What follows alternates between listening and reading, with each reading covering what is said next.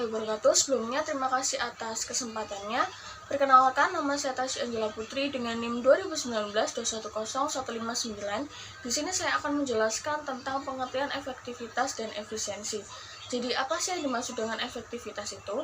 Efektivitas itu adalah pencapaian tujuan secara tepat atau memilih tujuan-tujuan yang tepat dari serangkaian alternatif atau pilihan cara dan menentukan pilihan dari beberapa pilihan lainnya. Efektivitas bisa diartikan sebagai pengukuran keberhasilan dalam pencapaian tujuan-tujuan yang telah ditentukan. Sebagai contoh, jika sebuah tugas dapat selesai dengan pemilihan cara-cara yang sudah ditentukan, maka cara tersebut adalah benar atau efektif. Selanjutnya, efisiensi. Efisiensi adalah penggunaan sumber daya secara minimum guna pencapaian hasil yang optimum. Efisiensi menganggap bahwa tujuan-tujuan yang benar telah ditentukan dan berusaha untuk mencari cara-cara yang paling baik untuk mencapai tujuan-tujuan tersebut. Di sini saya akan menjelaskan tentang keterkaitan antara efisiensi dan efektivitas. Input adalah hal yang paling utama sebuah proses dalam sistem. Untuk melanjutkan kinerja sistem harus melalui proses produksi. Proses produksi bisa berupa apa saja. Biasanya menggunakan media sebagai alat bantu. Dari hasil proses produksi bisa menghasilkan dua kinerja, yaitu hasil utama dan hasil sampingan. Penjelasan tentang hasil utama sendiri adalah hasil yang paling penting dan berpengaruh untuk sebuah proses kinerja produksi pada sebuah sistem. Hasil sampingan adalah hasil kedua setelah hasil utama, di mana jika hasil pertama belum cukup untuk memenuhi suatu kebutuhan, maka dilakukan hasil sampingan yang dapat membantu kinerja proses produksi. Dari mulai input itu proses produksi, hasil utama, yang hasil sampingan semua itu mempunyai kualitas berpengaruh bagi produktivitas. Efektivitas adalah pencapaian tujuan secara tepat atau memilih tujuan-tujuan yang tepat dari serangkaian alternatif atau pilihan cara dan menentukan pilihan dari beberapa pilihan lainnya. Efektivitas juga bisa diartikan sebagai pengukuran keberhasilan dan pencapaian-pencapaian tujuan yang telah ditentukan. Efisiensi menganggap bahwa tujuan-tujuan yang benar adalah yang sudah ditentukan dan berusaha untuk mencari cara-cara yang paling baik untuk mencapai tujuan-tujuan tersebut. Terima kasih. Sekian penjelasan dari saya, selanjutnya akan dijelaskan oleh rekan saya. Terima kasih. Assalamualaikum warahmatullahi wabarakatuh. Sebelumnya terima kasih atas kesempatannya. Perkenalkan, nama saya Nurrohma Zuni Pratiwi dengan NIM 2019-210163. Di sini saya akan melanjutkan presentasi dari teman saya, pengukuran efektivitas dan efisiensi. Pengukuran efektivitas dan efisiensi dalam pelaksanaan anggaran dilakukan dengan cara membandingkan biaya aktual dengan biaya standarnya atau nilai-nilai atau biaya-biaya yang dianggarkan. Pengukuran ini dikenal sebagai analisis varians, analisis yang membandingkan antara nilai aktual, biaya aktual dengan biaya standar atau nilai anggaran. Analisis varians ada dua macam varians, yaitu varians penjualan dan laba dan varians biaya. Yang pertama, varians penjualan dan laba dikatakan menguntungkan bagi perusahaan apabila aktualnya lebih besar dari anggaran, dan akan dikatakan tidak menguntungkan bagi perusahaan jika aktual lebih kecil dari anggaran. Lalu yang varians biaya itu dikatakan menguntungkan bagi perusahaan jika aktual lebih kecil dari anggaran, dan dikatakan tidak menguntungkan bagi perusahaan apabila aktual lebih besar dari anggaran. Selanjutnya adalah analisis varians. Varians yang paling kecil yaitu varians level 3. Varians biaya bahan baku langsung itu ada dua jenis, yaitu varian harga dan varian efisiensi. Varians harga itu perbandingan antara harga aktual dikurangi dengan harga anggaran lalu dikali dengan kuantitas aktual. Lalu yang varians efisiensi itu yang membandingkan antara jumlah penggunaan bahan baku yang aktual dikurangi dengan jumlah bahan baku yang dianggarkan, lalu dikali dengan harga bahan baku anggaran. Selanjutnya akan dilanjutkan oleh rekan saya. Terima kasih. Baik, terima kasih atas kesempatannya. Perkenalkan, nama saya Ananda Titurota dengan NIM 2019-210254. Saya dari kelompok 3 ingin melanjutkan presentasi dari rekan saya, yaitu eh, pengukuran efisiensi dan efektivitas yang varian tenaga kerja langsung. Jadi varian tenaga kerja langsung ini diperoleh dengan mengalihkan jumlah masing-masing tenaga kerja dengan biaya tenaga kerja per jam.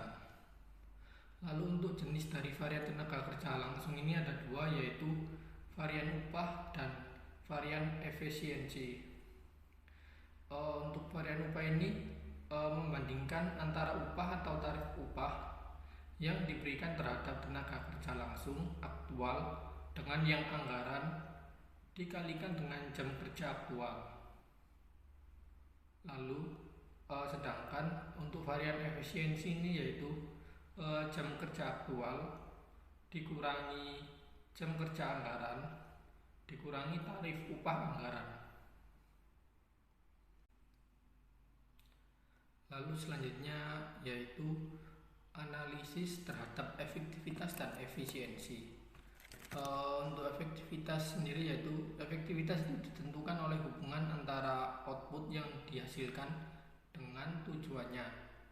Semakin besar output yang dikontribusikan terhadap tujuan, maka semakin efektiflah unit tersebut. Jadi efektivitas ini berhubungan dengan ketepatan dalam pencapaian tujuan perusahaan. Jadi kalau sudah terrealisasi sesuai dengan anggaran, kita dapat dikatakan efektif.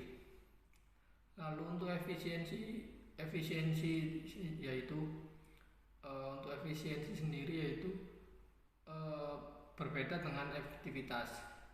Kalau efisiensi itu adalah mengukur antara output dengan input atau rasio output terhadap input, atau juga bisa dibilang jumlah output per unit input. Maka unit A itu dikatakan lebih efisiensi dibanding unit B karena sumber daya yang digunakan unit A lebih sedikit daripada unit B. Jadi kita bisa melihat dari jumlah outputnya. Kalau jumlah outputnya itu sama tetapi inputnya lebih sedikit daripada unit A, maka unit A bisa kita katakan lebih efisien daripada unit B. Efisiensi dan efektivitas ini saling berhubungan satu sama lain. Suatu perusahaan manufaktur yang menjalankan anggaran dengan sumber daya yang rendah mungkin akan efisien, tetapi jika output yang dihasilkan gagal dalam memberikan kontribusi yang menandai pada pencapaian cita-cita perusahaan, maka anggaran tersebut tidaklah efektif. Anggaran akan bersifat efektif jika melakukan sesuatu dengan tepat dan akan bersifat efektif jika melakukan hal-hal yang tepat. Mungkin sekian presentasi dari saya, akan dilanjutkan oleh rekan saya. Terima kasih. Terima kasih atas kesempatannya. Di sini saya Rizky Padita dengan NIM 181 akan melanjutkan presentasi dari rekan saya. Nah, di sini saya akan menjelaskan mengenai contoh soal. Manajemen PT Ceria sedang melakukan evaluasi terhadap kinerja perusahaannya untuk tahun 2019 dan menggunakan alat tolak ukur yaitu anggaran perusahaan pada tahun 2019. Data yang tersedia yaitu berkaitan dengan anggaran dan realisasi pada tahun 2019, khususnya untuk komponen biaya produksi, yaitu sebagai berikut. Nah, rencananya unit barang yang diproduksi sebanyak 16.000 unit, standar jam TKL-nya 2,5 jam, dan tingkat upah rata-rata per jamnya Rp100. Lalu realisasinya, unit barang yang diproduksi 15.000 unit, jam buruh selama 1 bulan 37.000 jam, dan biaya buruh dalam 1 bulan yaitu 4.070.000. Lalu, bagaimanakah kinerja perusahaan PT Ceria ini? Apakah sudah bekerja dengan efisien atau belum? Nah, selanjutnya kita menyelesaikan soal tadi, yaitu langkah pertama kita harus membuat tabel yang berisikan keterangan, rencana yang disesuaikan, realisasi, dan varians. Di mana dalam kolom keterangan yaitu berisikan unit produksi, DLH per unit, jumlah DLH, upah per jam, dan total upah. Nah, lalu langkah kedua, kita harus menyelesaikan tabel rencana, yaitu unit produksinya sebesar 16.000 unit. Nah, angka-angka ini diperoleh dari soal sebelumnya. Lalu untuk DLH per unitnya diketahui 2,5. Nah, jumlah DLH-nya yaitu didapatkan dari unit produksi dikali DLH per unit. 16.000 dikali 2,5 sama dengan 40.000. Lalu diketahui upah per jamnya Rp100. Lalu total upahnya 40.000 dikali Rp100 sama dengan 4 juta rupiah. Lalu langkah yang kedua, kita harus menyelesaikan tabel realisasi, di mana angka-angka realisasi ini sudah diketahui pada soal sebelumnya, yaitu unit produksinya 15.000 unit. Lalu di soal diketahui total jumlah DLH dalam 1 bulan sebesar 37.000 jam. Lalu jika kita ingin mencari DLH per unit, caranya 37.000 dibagi dengan 15.000 menghasilkan 2,47. Lalu di soal diketahui total upah sebesar 4.070.000 per bulan. Nah, lalu kita harus mencari upah per jamnya, yaitu dengan cara 4.070.000 dibagi dengan 37.000 sama dengan Rp110. Nah, ketika kita sudah mengerjakan tabel realisasi, selanjutnya kita menyelesaikan tabel rencana yang disesuaikan. Nah, untuk unit produksi mengikuti dengan angka realisasi, yaitu sebesar 15.000. Lalu untuk DLH per unitnya mengikuti angka rencana, yaitu sebesar 2,5. Lalu jumlah DLH-nya 15.000 dikali 2,5 menghasilkan 37.500. Lalu selanjutnya untuk upah per jamnya mengikuti angka rencana yaitu Rp100. Sehingga total upahnya 37.500 dikali 100 menghasilkan 3.750.000. Nah, selanjutnya kita menyelesaikan tabel varians, di mana ketika kita menyelesaikan tabel varians ini, kita tidak perlu memperhatikan tabel rencana, sehingga yang digunakan yaitu tabel realisasi dan tabel rencana yang disesuaikan. Nah, untuk unit produksinya sendiri, 15.000 dikurangi 15.000 sama dengan 0. Nah, untuk DLH per unitnya, 2,5 dikurangi 2,47 menghasilkan 0,03. Itu termasuk kategori menguntungkan atau M. Mengapa? Karena angka realisasinya lebih kecil dibandingkan dengan rencana yang disesuaikan. Lalu selanjutnya jumlah DLH-nya menghasilkan varians 450, yaitu masuk kategori menguntungkan. Nah, lalu selanjutnya ada upah per jam, yaitu variansnya 10.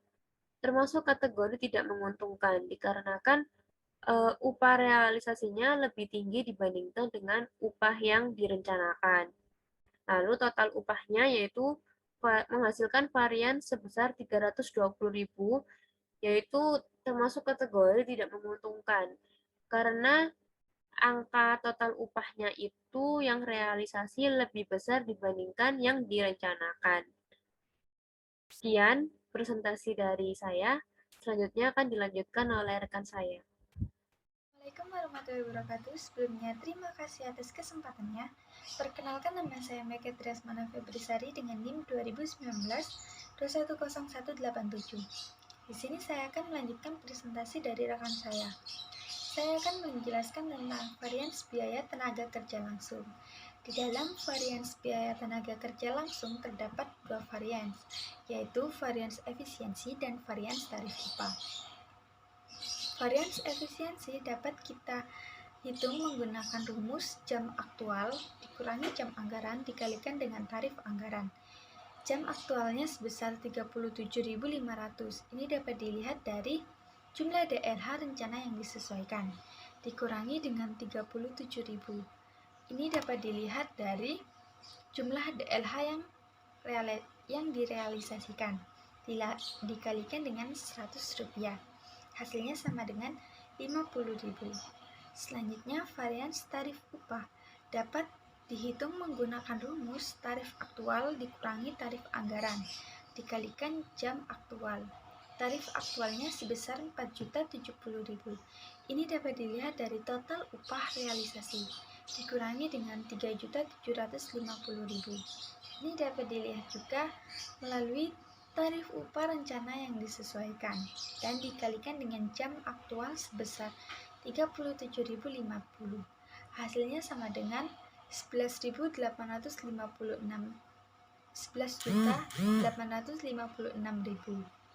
Selanjutnya adalah total varians. Total varians dapat kita hitung menggunakan rumus varians tarif upah dikurangi dengan varians efisiensi. Varians total upahnya sebesar 11.856.000 dikurangi dengan 50.000. Hasilnya sama dengan 11.806.000.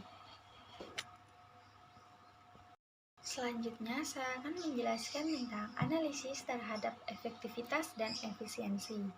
Berdasarkan hasil analisis varians yang tadi kita lakukan, nilai dari varians upah menunjukkan 11.856.000 dan varians efisiensinya menunjukkan 50.000, sehingga menghasilkan total varians sebesar 11.806.000. Artinya, PT Ceria belum bisa dikatakan bekerja secara efektif dan efisien karena varians upahnya lebih besar dari varians efisiensinya. Nah, hal itu bisa disebabkan karena kurang terampilnya pekerja sehingga jam kerja bertambah. Mesin yang digunakan tidak lagi bekerja secara optimal dan kualitas bahan baku yang digunakan jelek sehingga memperlambat kerja. Rekomendasinya adalah melakukan pelatihan terhadap pekerja sehingga produktivitas mereka bertambah. Melakukan pemeliharaan secara periodik terhadap mesin jika memungkinkan menggunakan mesin dengan mesin yang baru. Dan yang terakhir adalah mencari alternatif bahan baku yang lebih berkualitas. Sekian presentasi dari saya, kurang lebihnya mohon maaf. Wassalamualaikum warahmatullahi wabarakatuh.